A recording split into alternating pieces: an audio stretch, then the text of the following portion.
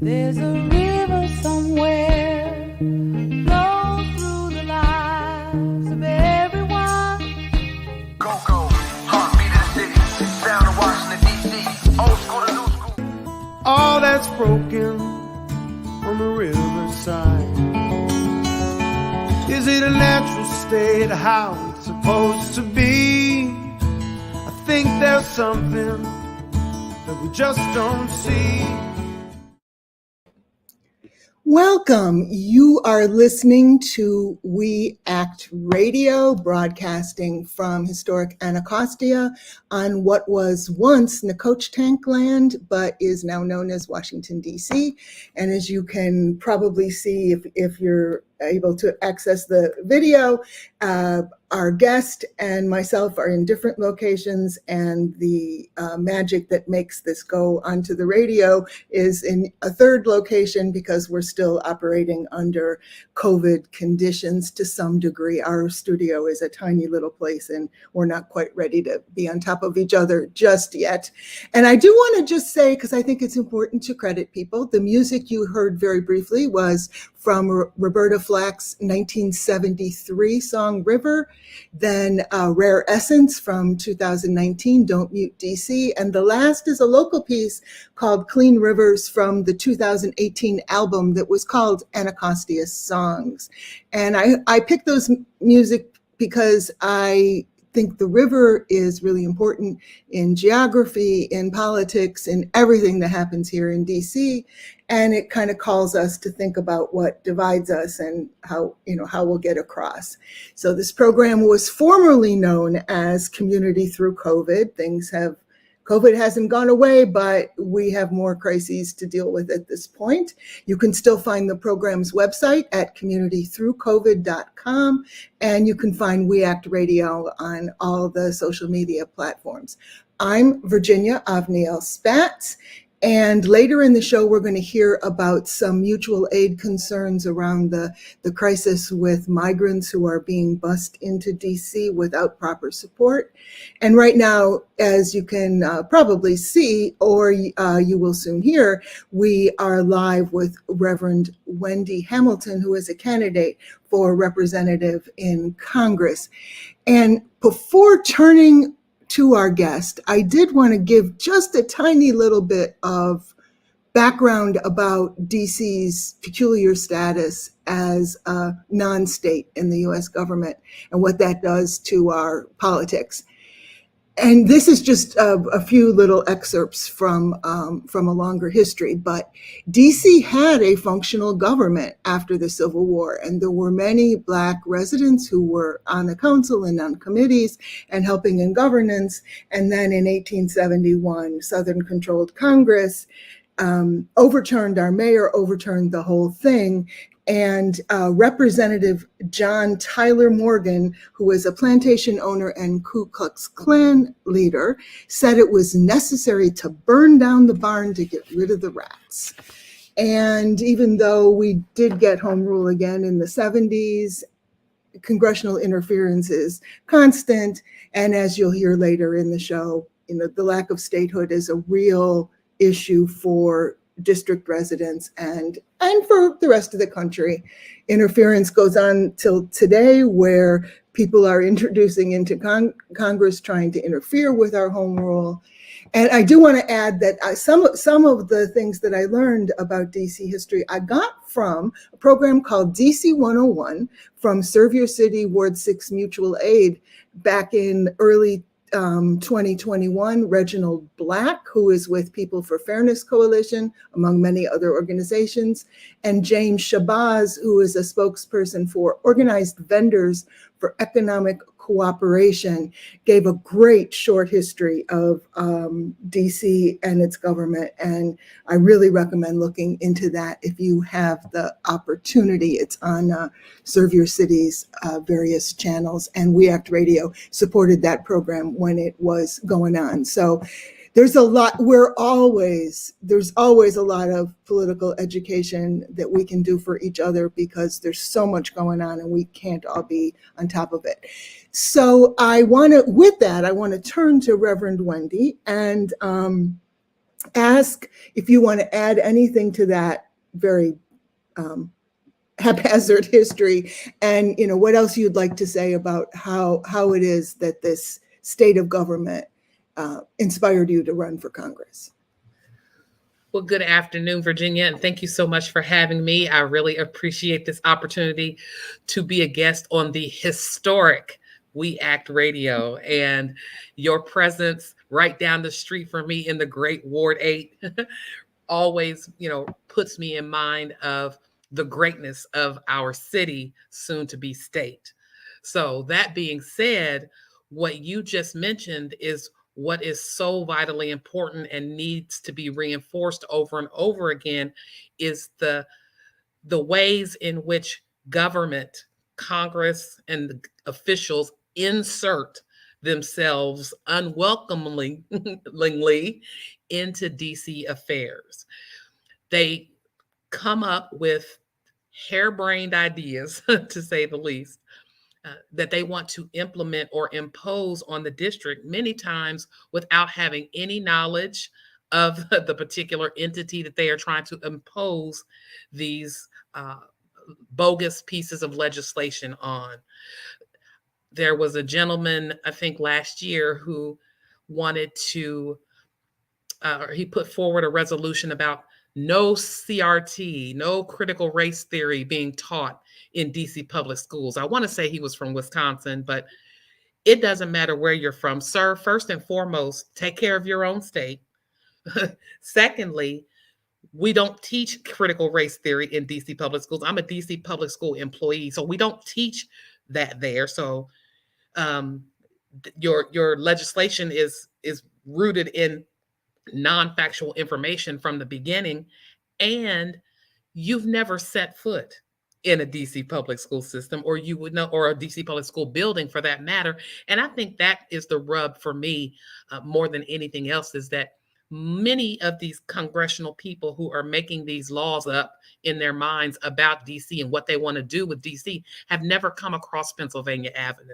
So until you have spent some time in DC, don't make any recommendations about what DC needs or doesn't need. One of the things that prompted me to run was this continual lumping in of the district with the swamp that is Washington, right? So you would hear on a national level, oh, Washington is corrupt and Washington is terrible. Washington is this. And I'd say, hey, wait a minute. Because, a lot of my experience has been on a national level. I was an executive assistant for Ben Jealous at the NAACP headquarters up in Baltimore when he came on as the youngest president and CEO in the history of the organization. I most recently served as the director of spiritual and cultural outreach for the presidential campaign of Andrew Yang in 2020. So being on these national platforms and hearing people talk so negatively about Washington, I would often say, hey, wait a minute. Don't lump in the 700,000 beautiful, culturally diverse residents of Washington, D.C., or who are just trying to live and survive and thrive like everybody else. Don't lump us in with what's going on over on Pennsylvania Avenue, on Constitution Avenue. That's Washington. There's a Washington and then there's a D.C., and I'm running to represent DC. I want that voice elevated. I want people to understand that when you are referring to us, we have our own agency, we have our own voices, we are able to govern ourselves, and we're not going to just simply sit back and allow Congress to continue to dictate to us what we can and cannot do.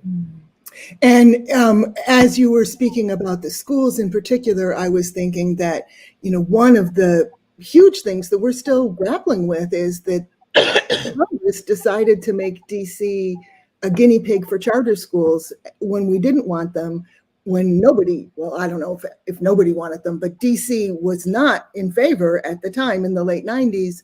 And we were turned into this experiment because they do think of us as kind of just, that rats thing is still ringing in my head. They think of us as slab rats. Let's just try this, because they're not really people. They're just, right. Or like we're non-entities, and right. that we are just numbers on a piece of paper, or faces without names, without families, without our own stories, and with our own struggles. And so I think that it's critically important for anyone who would represent DC to to remind them daily, if not hourly, that before you begin to make any decisions, before you start to frame a thought about what DC needs, you need to have a voice from DC. Matter of fact, let's go visit DC. Come back to me after you visited and talked with some DC residents, before you make these decisions. And so I think that that's really important. And that was one of the things that motivated me to run very strongly. And you've already mentioned statehood, and I know that is in your first 51 days you want to try. That's one of the first things you'll be working on. So for those, and I do want to just mention, make explicit that we have listeners from the local area and from around the country and around the world, and not everybody can be expected to know what's up with DC and why why we don't have statehood and what that means. So right. What does it mean for everyday people in DC to not be a state? Well, it means that we have to continually be subjected to what we just talked about. Other people thinking they know what's best for us, making decisions that they claim are in our best interest without ever having consulted with us, spoken with us, spent any time with us to know if those are indeed the things that are important to us.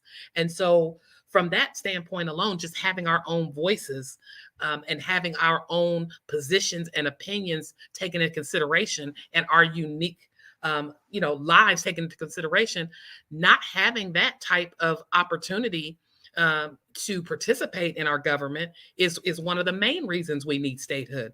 We need representation. I mean, of course, we pay more taxes than 33 other states. We have more population than Wyoming and Vermont.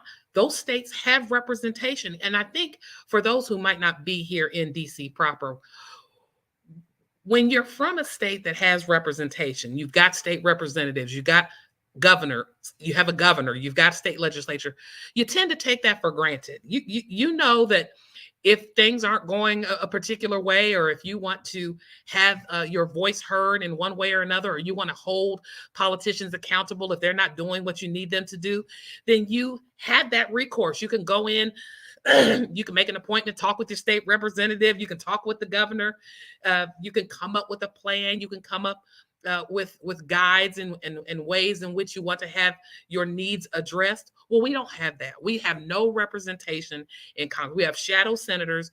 We have the non-voting delegate role, which is what I'm running for. And then we have a shadow representative as well. But just think about being in a state and not fully having access to the benefits of that state. That's for my friends who are outside of DC. For those of us who are in DC, what I'm learning, Virginia, as I've spent the last 16 months now on the campaign trail, talking to voters, some people residents aren't fully on board with statehood, only because they're saying, well, Reverend Wendy, I don't understand. What's the point in having statehood? How's statehood going to put groceries on my table? How's statehood going to help me get from point A to point B and put gas in my car? And I get that, and I respect that, because I do think that all voices in the conversation need to be heard and need to be validated. That being said, it's just a matter of educating our residents even more so on the importance of statehood and what difference it would make, and how, becoming a state and prioritizing particular things in our state budget can turn into money, being put in your hands, and gas being, put in the car, and policies that can be created in order to do that, and that can be prioritized statewide. So it's just more of a conversation that needs to be had, because one thing I also know, Virginia, is that the government is not going to sit back one day and just do the right thing and give us statehood. We're going to have to organize, and the people are going to have to go to the streets, and we are going to have to be the ones calling for it and demanding that our voices be heard. The government didn't just give us civil rights. They didn't sit back and say, oh, it's the right thing to do. No, we had to be in the streets. We had to fight for it. And I believe statehood is going to take the same kind of level and the same kind of energy. And that's one of the things that I put as a day one promise that I would begin continuing the legacy of. What I'll say is, when I first started going to some of the statehood visibility rallies that we were hosting last summer, excuse me, as the statehood bill HR 51 was moving through the House, and it was successfully, voted on in the House twice. And I acknowledge that, Delegate Norton has done a wonderful job getting it through the House. Unfortunately, it's out of her control after the House. It now falls into the purview of the Senate. But that being said, when we were out in the streets doing the statehood visibility rallies and getting everybody excited, we went different places all over the city. And I went to several of those rallies. And what I kept noticing was the same folks were there, the activists, the organizations, the entities who you would expect to be there. And I'm looking around, I'm like, where's the people? Like, where's the city? Where are the residents? I mean, it's great that you would have the usual suspects out there in the street using their voices and campaigning, but there wasn't enough for me of the city and the residents out there fighting for it as well. And that's what led me to start having these conversations to find out where the disconnect was. So I say all that to say, we're going to have to get more of the city involved in these activism events that we are doing if we want anyone to pay attention to what it is that we're saying, and if we are to get them to begin to feel that their lack of giving us statehood is going to cause some sort of consequence for them, electorally or otherwise. And another issue that is really present to a lot of people right now entwines with the statehood issue, and that is healthcare and abortion in particular, because of the threat to Roe versus Wade. This is another thing that I think a lot of people don't realize, even if they live here, that Congress interfered and prevented DC from spending its own money on abortions for residents of the District of Columbia who might need that support. So you mentioned kind of the weight of statelessness for us. And, can you speak a little bit to what this current situation with Roe versus Wade would mean, and other things that maybe people aren't thinking about that statehood impacts? Well, let me tell you something. When the leak for Roe v. Wade happened a couple of weeks ago, it pulled me up off of my couch and into the streets in a way that I hadn't in a while. I had been out earlier in that day, and I had, been working and doing some campaign stuff, and got home maybe around 9:30, kicked off my shoes and thought, let me just unwind from the day. And I open up social media and I see Roe v. Wade to be overturned trending. I'm like, oh no, got to put my shoes back on, and I'm going to the Supreme Court. I didn't know what. I didn't have a sign. I didn't have a plan. I just knew this was an egregious act that was happening. Something was transpiring, and it was imperative that we get down there into the streets and try to stop it. I don't know how or where or what, but I was adamant about, I got to get down there. I'm sure I'll run it. Plus, I wanted to be with more people who was feeling, I'm sure, the same way that I was feeling. But what was at the root of it for me was what it means for us in DC. Because the overturning of Roe v. Wade in other states can be protected by their state legislature. So that night, even when they made the announcement, well, when the leak came out, and finding out that this draft was written in February. So you all been doing this behind closed doors, and we're going to just try to slide it through without us being able to have an opportunity to organize and stop it from happening. But that same night that the leak came out, California made a quick announcement and said, hey, listen, if that's what you want to do, Supreme Court, we're going to protect it. We're going to codify Roe here in California. Women will still be able to receive health care. Abortion is health care. They won't have to worry about it. Other blue states were quick to move and start doing the same thing. We can't do that, DC, because we're not a state. We don't have the luxury of having a state legislature who can protect us. So guess what? If Roe v. Wade is overturned, and then we get a Republican Congress, they can ban abortion outright in DC just like that. and we have no recourse to push back. And it's not even just Roe v. Wade, because I really get the sense that this Roe v. Wade overturning would just be the beginning of what they would endeavor to start rolling back. If we look at loving, if we look at, interracial marriage, if we look at marriage equality, this isn't just about Roe v. Wade. This is about this, systematic, return to an America that we have worked so hard to progress from. And any of those decisions that come down from the Supreme Court will not allow us in DC to be fully protected. And so that night, I was like, you're not going to do this to DC. We're not going to just stand by and let you just dictate to us how and who and what our laws are going to be and protect and benefit. And so even the Roe v. Wade overturning, friends, it's a statehood issue, because if they get the opportunity to just sort of run roughshod over DC as they have been doing, that they're going to take every advantage of it. So we have to do something. We have to stop this.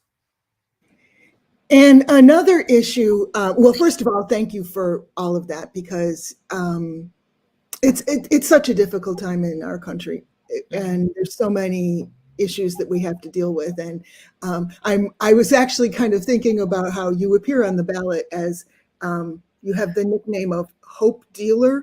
Right. And hope is a really hard thing to hang on to, and action is one way to kind of avoid falling into a pit of despair. But we've got a lot to deal with. And so in yet another topic that affects a lot of DC residents and people that we love is the DC jail, and the fact that people incarcerated from DC are sent into the Federal Bureau of Prisons and removed far from town. And we have so little control over parole or how people are returned. So I'd like to get some thoughts on another difficult issue. I am a part of the DC Returning Citizens Caucus. That's just a group that is just near and dear to my heart, just for personal reasons, family members, that have encountered the justice system and that. But returning citizens, even our currently incarcerated citizens, I just feel in my core being as a human being that they deserve to be treated with dignity, with respect, and regardless of what their crime may have been, they're still our brothers, our sisters, our residents, our neighbors. They're our mothers, our fathers, our cousins, our aunts. And so they shouldn't just be cast away and forgotten in the midst of everything that we're dealing with. And certainly at DC jail, it's important because for me, as a delegate, the Federal Bureau of Prisons, the U.S. Marshals, the Parole, those are agencies that would fall under my purview as delegate. And they need some accountability meetings, as far as I'm concerned, because they too tend to just take advantage of DC and don't take anything into consideration when it comes to making decisions about relocating incarcerated citizens to other parts of the country. When you do that, because we have the DC jail, but we have federal prisoners that are housed at DC jail that fall under this, the federal oversight, like I'm saying. And, for those of you here locally, you may remember right around the time of the insurrection, if you will, on January 6th, some of those folks that ultimately were charged were being housed temporarily at DC jail, and complaints began to arise about the conditions of the jail and how inhumane they were. Now, mind you, local groups here in DC have been sounding the alarm about the conditions in DC jail for decades. But suddenly, with this new population of folks, there was attention being paid, and suddenly the Federal Bureau of Prisons made an overnight sort of decision to send some of the DC incarcerated residents to different parts of the country, Pennsylvania, no warning, not letting them know anything, separating them from their legal counsel, from any types of support that they need. They one night they're in DC, next morning they wake up and they're in the middle of the country someplace else. That's not okay. And for me as delegate, as I told someone else, I would have been standing on top of the jail. Like, this is not going to happen. And even prior to all of that happening, during COVID, there were lockdowns in the jail for health and safety protocol reasons, which we understand. But at DC jail, the COVID lockdown extended for more than a year. So over 400 days, our housed inmates there were in a 23-hour-a-day sort of solitary confinement. They were only given an hour a day to stretch and get some fresh air. And that's usually something that's done from a punitive standpoint. But this was imposed on all of the residents for over a year. That's not healthy. And no one was giving answers as to when it was going to lift. Was there anything being done? Were our incarcerated residents being monitored for any kind of mental things that they might be experiencing in that extended period of a lockdown? So again, when I heard about that, I felt like as delegate, I'd be down there drawing national attention to what's happening, because I had that opportunity having the pulpit, if you will, here in the nation's capital. So I said all that to say it is critical, again, that we have statehood so that we can begin to return some of these responsibilities to ourselves. Now, you said one thing about parole, and then I'll finish on this, but because I was on a call the other night with the League of Women Voters, and they were talking about justice, the justice system as it pertains to statehood. And they were talking about returning parole authority, because we don't have that right now. And so if a current incarcerated resident wants to be paroled or request parole, you know who has to do it? The President of the United States.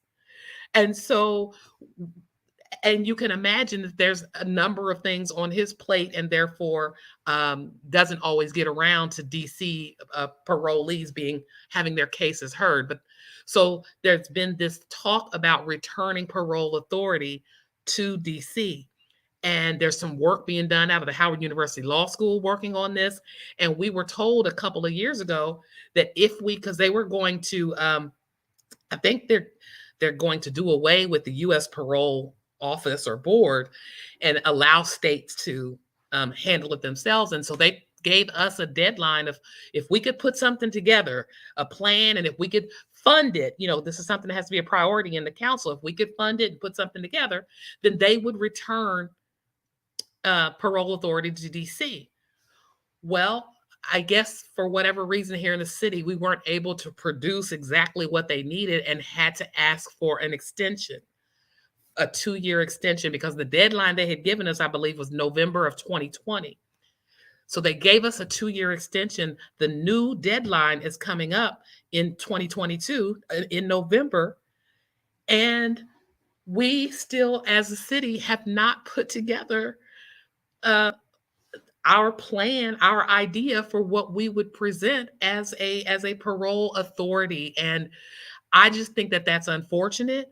I tweeted out to the deputy mayor of crime, Geldart, like, where are we on this? Like, the deadline is about to come up again. We already got one extension.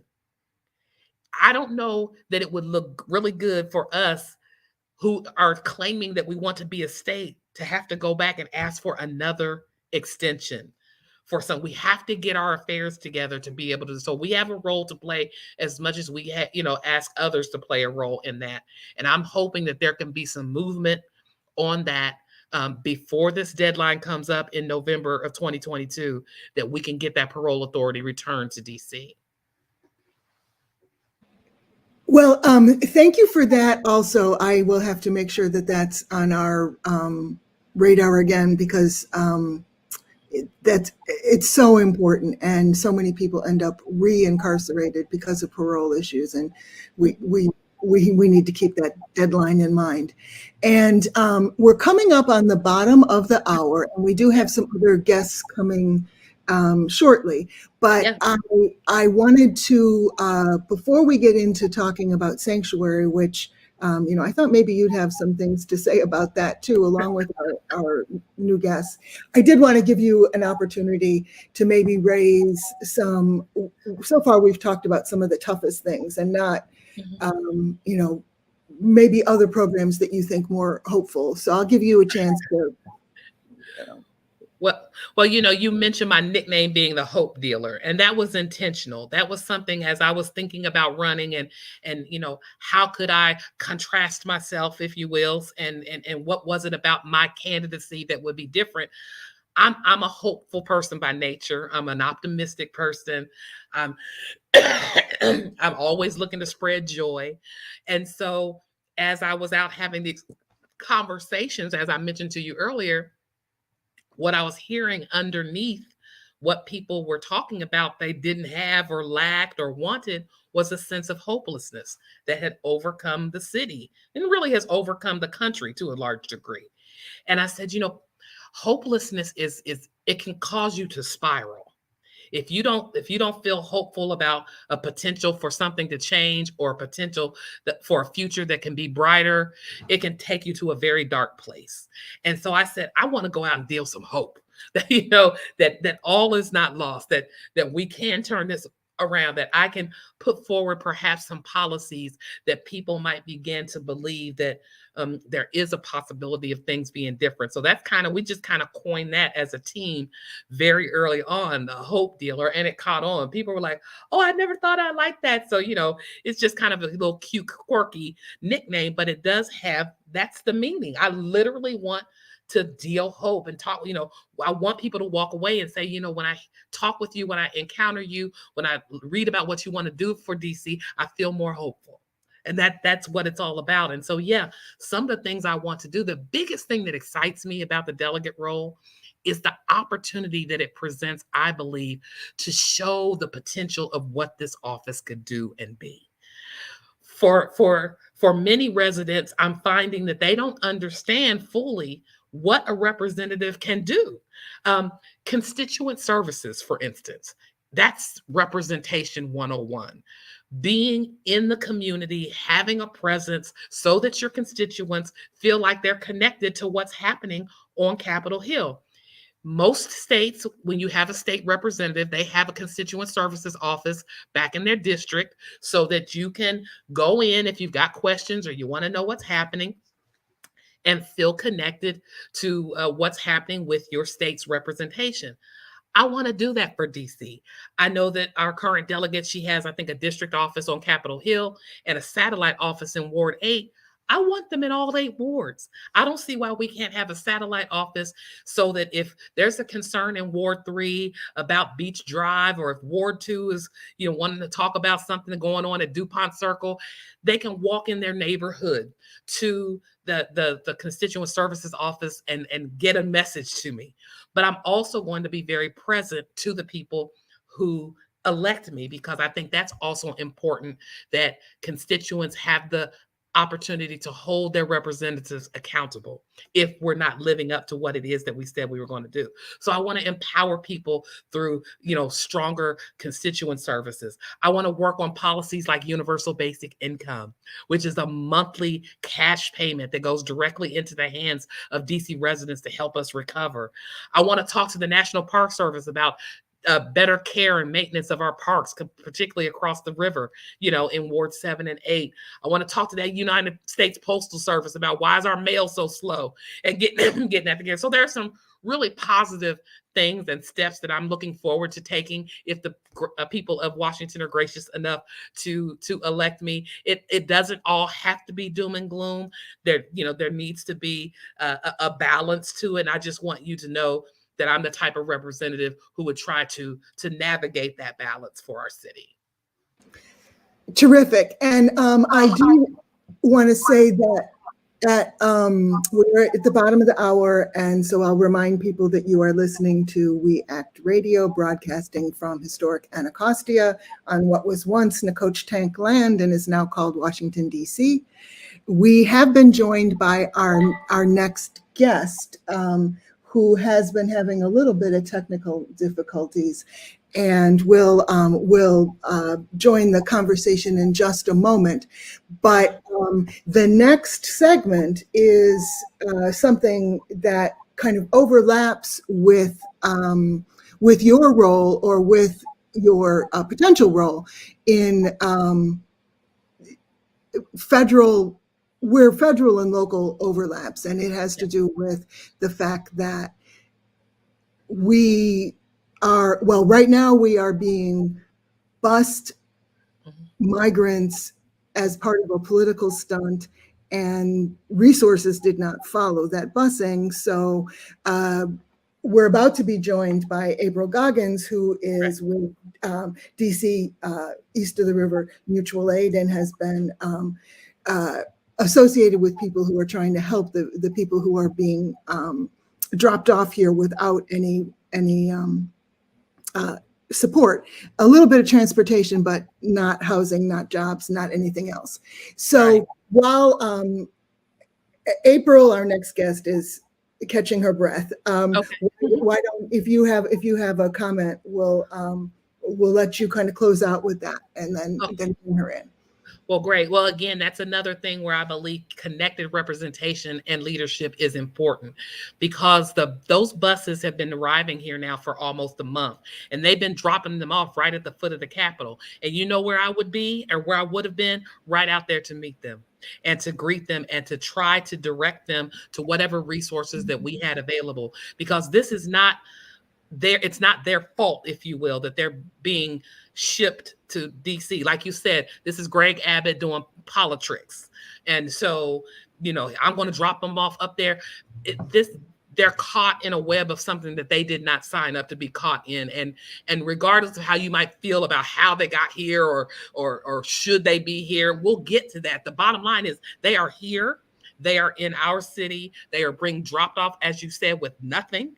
And so it is contingent upon us, both federally and locally, to collaborate together to see what is possible to support them as much as we can, until we figure out what those next steps can be. And so for me, I would at the very least be greeting them as they arrived at the Capitol, and making sure that I am connecting with the mutual aid groups who have been working, particularly over there in Ward 1. Matter of fact, they had a big emergency 4-day clothing and resources and supply drive. I bagged up and collected, 4 big bags of clothes. They needed baby clothes. I just had a new grandson. Well, he's 2 now. So, I went to my daughter, had a bunch of clothes and things, and we took a bunch of supplies over to DC Ward 1 Mutual Aid to donate to the families who are coming, because these are not just men, these are women, these are with children, babies, and they're coming here with nothing. And so the humanity in us is being called upon here. And I think that it's important, as I said, that all agencies be collaborating together to find out what we can do to make this transition for them, this life-altering transition, as smooth as possible. And that's what I would commit to doing. Okay. Well, thank you for those closing remarks there. We are now joined by April Goggans, who is a leader with East of the River Mutual Aid and Black Lives Matter DC, and has been involved in housing and many other activities in DC for a long time. So April, I'm going to bring you into the conversation, and Reverend Wendy, I think, thank you so much for joining us. I look forward to hearing more later on, and maybe we'll have you back again soon. Okay. Well, thank you. That Roe v. Wade decision may come down any day. So if you want me to come back, actually, I'll be over the Supreme Court. So if you need me, just all right. We'll find you. All right. All right. Thank you. Nice to meet you, April. Take care. All right. So listeners, we are, as I said, joined by April Goggans, who agreed to come in and help give us a little bit of background about the crisis, I guess we'd say, with immigrants or migrants who are coming here without proper support. And I know there was a story in DCist today, which was very thorough, but can you just give us a little synopsis about what needs are not being met and what is not being done for these migrants. Right. So, I mean, the first thing is, most people don't actually, like outside of people who are, in this kind of a space or, adjacent to the space where they would maybe learn about, what is happening. I think the large majority of folks in DC and probably the large majority of folks just around the country don't know that, Governor Abbott and now the governor from Arizona have been sending migrants, folks who have come through from very different places to the United States. And so there's kind of this, what we're seeing, so East of the River Mutual Aid, of which BLM DC is a part, has been supporting this effort from afar. But what I will say is that there are buses that bring folks almost 5 days a week, and they're literally just dropping them off. So when they drop them off, there's nobody there in the beginning. And then there were a few on the ground folks who were there from nonprofits. But as far as the day-to-day, there have been people who have been there like 12, 16 hours a day, every single day, organizing fundraisers, finding housing. I mean, sometimes I'm, trying to coordinate that with people, and they don't leave until the folks who are dropped off are taken care of. And the reason that East of the River and BLM have gotten involved, number one, we both believe that like borders are made up. And so oppressed people from everywhere, we have that international solidarity, the international solidarity as part of our political beliefs. So what you will also find is kind of like a microcosm of the rest of the world. Many of these immigrants are Afro-Latino, or they're African, they're from the continent, or they're from Haiti. And so a lot of people don't know that they may have flown to Brazil and walked the entire way up to the border of the United States. And all along the way, racism, xenophobia, all of those things have been a part of every single part of that process. And so coming to the United States, coming to DC, it is not different. And I want to be very blunt in that there is a difference between these organizers that I'm talking about, who are not part of a nonprofit, who are not getting paid, who are there all of those hours, who are taking care of families from Angola, families from the Congo, and Afro-Latino folks who are always receiving less attention, less support.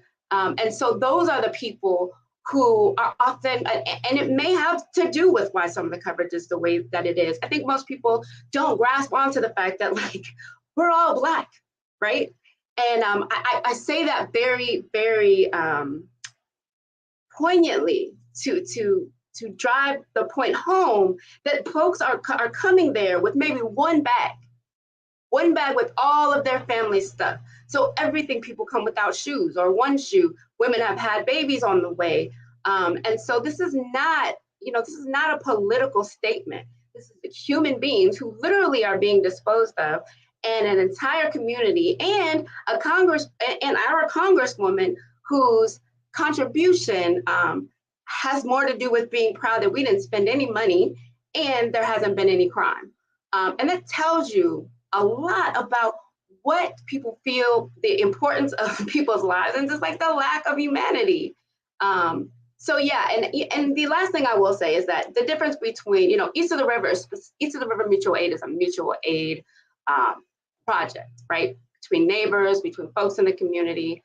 And we don't believe in charity, right? It's about solidarity. So when you see nonprofits that are there fighting over federal funds to be able to help people, and then upset when the local organizers who have been staying there, not getting paid fundraising from the community, needed to take a day off after 5 weeks, and then didn't have housing, even though they have this government money, and folks slept under police protection. I want to say at like Union Station or something. Don't quote me, but I think all of that stuff, you can. It's not secret, and that just burns me up because, and as much as people say that they care about people and humanity, and they will come after local organizers and prop up these nonprofits, but don't want to look and say, like, what is like the human ratio of like between the words and what's on their and on their yearly reports and the people that they actually touch. And you know, it's the things that are happening there should be scary to folks, because what you know is that the way that a society treats immigrants or people who are fleeing danger, and they are fleeing danger, do not believe the hype, right? They're fleeing in most cases violence and danger that was created by the United States, point blank. And so when we're looking at things, have no doubt that the way that they are treating and by they I mean the government, those who are anti-immigrant, is only an extension of the same way that they treat and oppress Black folks and other folks of color here in the United States. So anything that is done in that vein will not transfer to us, it will impact us, right? This is not anything new or separate from us. And as long as we don't see that, this will continue. There's no surprise why DC government hasn't said anything. There's no surprise why people aren't talking about it. And I'm sorry for monopolizing the conversation, but you know, it's just amazing to me the things that they've seen there and that continue to see day in, day out. Well, you're not monopolizing the conversation. I invited you to come and tell us about it, but thank you for a pause, because I want to stress here that I did ask the mayor if she had any response to the demands that came out on the 19th, the migrant solidarity demands that were made. No response from the mayor's office. And I asked Representative Norton's office if they had a statement they would like to share. And their response was very odd. It was, well, no, we don't have a statement. She said some things on the internet and then not even a link. So I'm like, okay, well, nothing to say there. And as you've already said, you know, we have heard that it ends up being wrangling about money. And of course, where we spend our money is where we exhibit our humanity or lack thereof. But when it's all about money and not about humans, you know, we have many, many deep problems. And so I know that you haven't been there every day because you have a different job and other people are out there with the migrants as they arrive. But I know that you know some of their needs. So did you want us to go through the migrant solidarity needs or just tell us a little bit more about what's happening every day? Yeah, please go through the needs, because that is definitely something that we need to uplift. Okay. Yeah. So the demands, unless they have changed in some way, are demand dignified arrivals from Governors Abbott and Ducey. Buses have arrived early in the morning, middle of the night, sometimes with only minutes notice. Mayor Bowser must ensure buses arrive during daylight hours and with advance notice to ensure that people on the buses can be safely welcomed. Provide respite space for the arrivals. Mayor Bowser must provide respite space for people arriving on the buses to receive intake, food, medical care, necessities before departing on their trip. Provide short-term housing for arrivals. Mayor Bowser must provide dignified short-term housing for individuals who need to stay for less than 5 days before moving along to more long-term housing in the area or traveling to a final destination. Fund pro bono asylum programs. Every migrant in DC seeking asylum deserves pro bono legal assistance. Provide emergency services. Mayor Bowser must support the costs of purchasing tickets, food, petty cash, cell phones, and emergent medical needs of the arrivals. And finally, invest in housing solutions.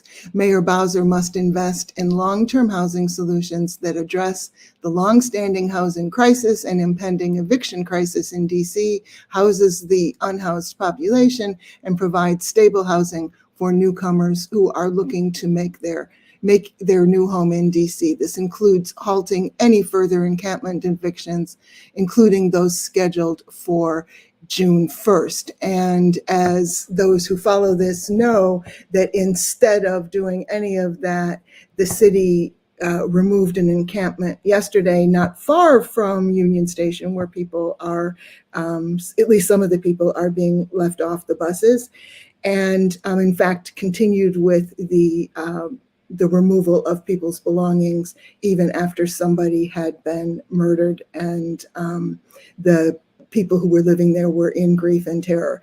So these are the needs. We have not yet heard from the mayor or from federal authorities who could be taking this up, and instead these people who are arriving with, as you pointed out, April, there are people who've already been through a lot of trauma already, who are exhausted at the end of their rope, have no resources, and people are playing tricks with or on them, and that it's hard to believe that this continues. And we hope that when more people see this report and see the report that it was a nice report DCS did, they're very thorough. So I urge people to check that out, that we'll start hearing a little bit more. But in the meantime, what would you like for people to do? Some can donate. Are there volunteer opportunities? What would you like for people to do? Yeah, so there are a bunch of things people can do.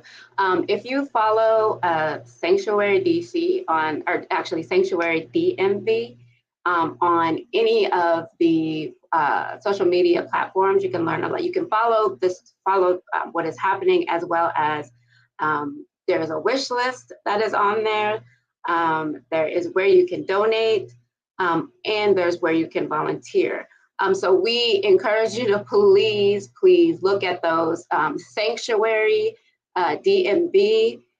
You can also look at Black Lives Matter, which is on Twitter, it's DMV Black Lives, and on Instagram, it's Black Lives Matter DC, but also East of the River Mutual Aid. So that's EOR Mutual Aid. And so if you follow those things, and there's a lot going on in the world. So we're still doing our East of the River Mutual Aid is still doing our regular mutual aid in Ward 7 and 8, because we believe that we can do both, and folks need to do both, not one or the other. But please, even if you can't do something, send it to your networks, send it to your places of worship. Folks need clothes, folks need shoes, diapers, bags, coats, socks, anything you can think of. Folks need it. Again, the only things that a lot of folks come with, if that, is like one bag, and that can be one bag for the entire family. Also, if you are with or have resources specifically for, especially folks coming from the continent. Like I said, there's a lot of folks from Angola, a lot of folks from Congo, some of the things that are specific to them, looking for like long skirts, and again, kids' clothes. The kids are often there for a really long time. So if you have books, if you have toys, obviously we'd rather the clothes and everything if you can, but this is traumatic for these kids. It's traumatic for the adults, traumatic for the volunteers. So just reach out, find out whatever you can do. Everybody can do something. Yeah. And I'm sorry, I put the DMV Black Lives and the Black Lives Matter DC, but I lost track before I was able to put East of the River Mutual Aid. Okay. So on Twitter, it's EOR MA. Let me just double check. I'm pretty sure that's how I did it. But and you can go if you just type in East of the River Mutual Aid, it also comes up. But yes, EOR Mutual Aid on Twitter, and it is, I believe, the same. I'm just gonna double check, guys, because the worst thing is to need help and then not have the Correct information. Okay. And then, yes, it's also EOR Mutual Aid on Instagram. Okay, so you heard April tell you what is needed. So I hope that people will take that to heart and as much as possible, offer in-kind donations, offer monetary donations. And I am reminded that I had begun this show right after, we were starting mutual aid, which I do want to, I know that sometimes people don't want to take their leadership flowers or whatever, but April is the one who was telling us when news of the pandemic first came out that everybody's, we got to get ready because the government is not going to help us. The only people who are going to help us are ourselves. And it took a while, but amazing organizations have been created locally and have been working for years. And this radio show started because the city was referring people to mutual aid who are all volunteers and only have what resources are given to them by other people who are offering mutual aid, rather than taking care of the most basic needs of residents then. And, we had about a year of programming that I do think was important, but then, everybody was talking about COVID and I figured we didn't really need to, discuss that every week. But now here we are again with the city completely abdicating all responsibility to neighbors. And yes, neighbors should help neighbors. And we all, mutual aid is a form of solidarity that I think a lot of us do believe in, but that doesn't mean that the government gets to give up and use our tax dollars for stuff that isn't supporting, as we were saying, basic human rights. So, are there advocacy points, or are you just focusing on the the immediate needs? Like, do you want us to call the mayor? Do you want us to? I think it's definitely a coalition. So I think once there are specific demands and calls to action, that's why it's really important for folks to follow the social media. And also you can join I think each one of us all has a listserv. If you join, it'll say get updates. Make sure you can join one of those if you're not on social media that much. Yeah, so advocacy is just let people know that it's happening and where they can go to help. Okay, so I'll put those back on the screen again for another minute. Sanctuary DMV on social media. That you can get hooked up to the coalition through any one of these organizations. DMV Black Lives on Twitter, and on IG, Black Lives Matter DC. And for East of the River Mutual Aid, EOR Mutual Aid, spelled out on Twitter, and the same on Instagram. And so I do hope that people will forward this information that April has just shared here, as well as the conversation with Reverend Wendy, which is, we need statehood, we need people to be able to have their own agency and advocate for themselves. So I hope that people will share this program. I hope that people will join this coalition and try to meet some of these urgent needs that were kind of dropped on our doorstep. But also, in just the couple minutes we have left, do you want to say any more about mutual aid just locally?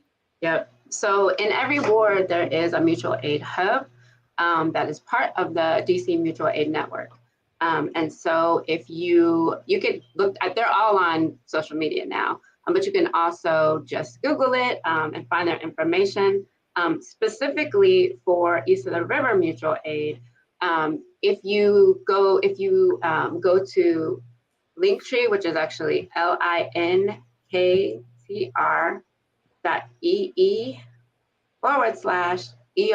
Mutual Aid, you can find out all about mutual aid. We also are fundraising all the time. In fact, we're doing a big push right now because we are, we spend 98% of our time working together for Ward 7 and 8.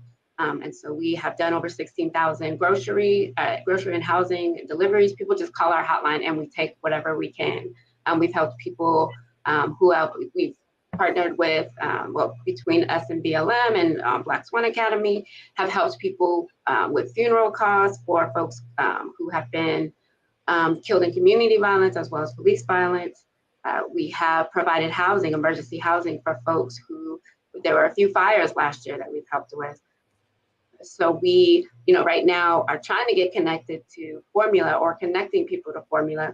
We have had a COVID vaccine hotline as well as getting rides for people to get COVID vaccines. We've helped connect people to furniture. And the big thing here is that we are all community members helping other community members, right? So people who are able to all come together to help are also part of the effort of helping other folks, right? That's what makes it mutual. And again, we're all volunteers. So this is something people just do all day long. And so I do want to give the number specifically. If you want to reach East of the River Mutual Aid specifically, it's 202-630-0336. And so you can, if you need things, groceries, food, diapers, lots of diapers, please let us know. We've also had pop-ups for the last 2 years. So we've given out over close to 3,000 coats, mostly to children and youth in the wintertime. And so, it's really all about, us keeping each other safe, us taking it upon ourselves to take care of each other and not waiting for anybody to save us. Wonderful. Thank you. I really appreciate all the work that you and so many other people are doing in the community. And I appreciate you taking your time out at, kind of the last minute to come here and talk to us about this urgent crisis. And we are at the top of the hour, so we should wrap up for now. I will look forward to hearing updates, and we hope that they are more positive than they have been so far. But in the meantime, as you're always telling us, we will keep each other safe. We will provide for one another. And those of us who maybe have some more resources and are not east of the river will support East of the River Mutual Aid so that work can go on, because as you've said, people are donating their time and resources, and our government is not stepping up for these and so many other needs. So with that, I do want to real quick put in a plug for Friday night, the 27th at 7 o'clock. There's going to be an anniversary party for the Charnice Milton Community Bookstore at We Act Radio. 4 years ago, LJM, a former elementary school teacher in Ward 8, started collecting books, and it became what is now this book and literacy project. So find out more about that from Instagram. It's Speakeasy, SPEAKEZIE, Speakeasy, on Friday nights. So with that, I will thank again Reverend Wendy Hamilton for joining our program, April Goggans for joining also, and thanks to all the people who are trying to make our elections fair and our mutual aid work. And this is We Act Radio, broadcasting from historic Anacostia in Washington, D.C. This is Virginia Avniel Spatz saying goodbye and see you next time. Thanks a lot.